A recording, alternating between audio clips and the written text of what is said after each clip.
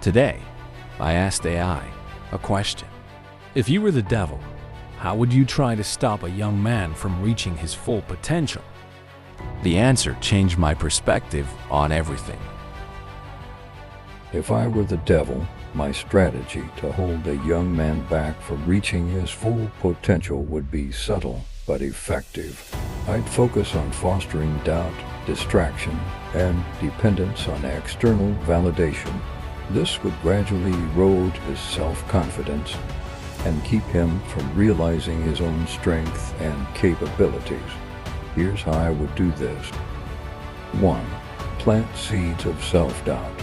I would start by whispering thoughts that make him doubt his abilities and question his worth.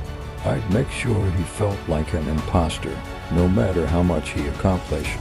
Anytime he felt inspired to try something new, I'd magnify the possibility of failure, making it seem terrifying. 2.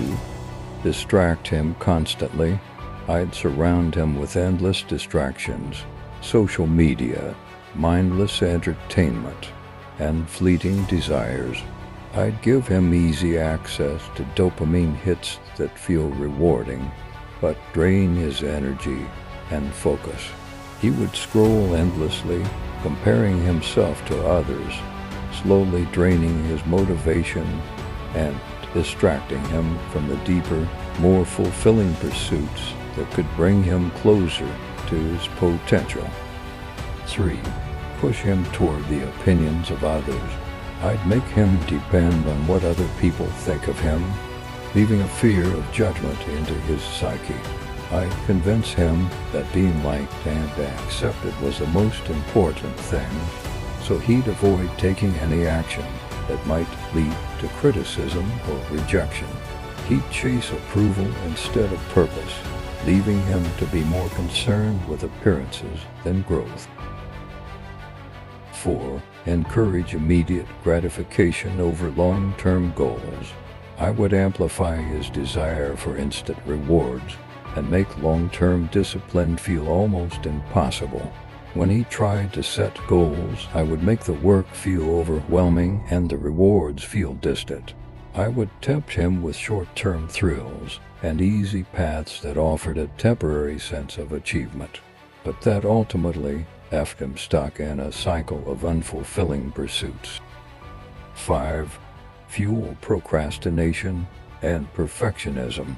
Perfectionism would be a perfect tool. I would convince him that if he can't do something flawlessly, he shouldn't do it at all. And if he's not ready to start something with a 100% guarantee of success, he should wait. This would breed procrastination and prevent him from taking any significant action, keeping his potential locked up in a loop of someday thinking. 6. Instill a fear of failure and change. Fear would be my best weapon. I would make him believe that failure isn't a lesson, but a reflection of his worth.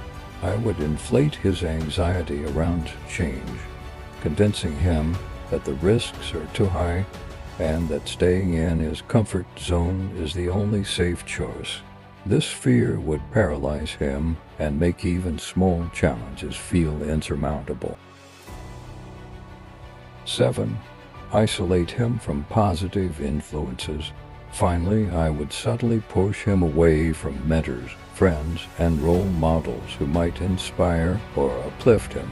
I'd make him skeptical of people who encourage him to grow. I'd foster relationships with those who keep him stuck or even encourage him to take the easy way out. Without a strong support system, his self-doubt and fears would echo louder and keep him from moving forward. The truth is, these tactics are not just hypothetical. If you stop and think for a while, you would realize that they are being used on you every day in our society. Self-doubt. It's reinforced when we're told to be realistic. Distractions. You're flooded with advertisements and brain-numbing media content to shut down the voices inside your head. You are expected to work every day like an ant just to keep you busy from aiming any higher. that you see these traps, you can recognize when they're creeping into your life. Imagine how different your life could be if you stopped letting doubt, distractions, and fear hold you back. Focus on what really matters. You will discover strengths you didn't even know you had.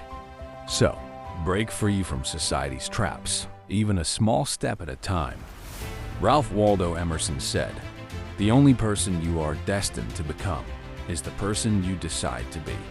The devil's tricks are powerful, but they only work if you let them. So, don't let doubt, distractions, or the wrong people keep you from what's possible. Your potential is limitless, and the time to unlock it is now.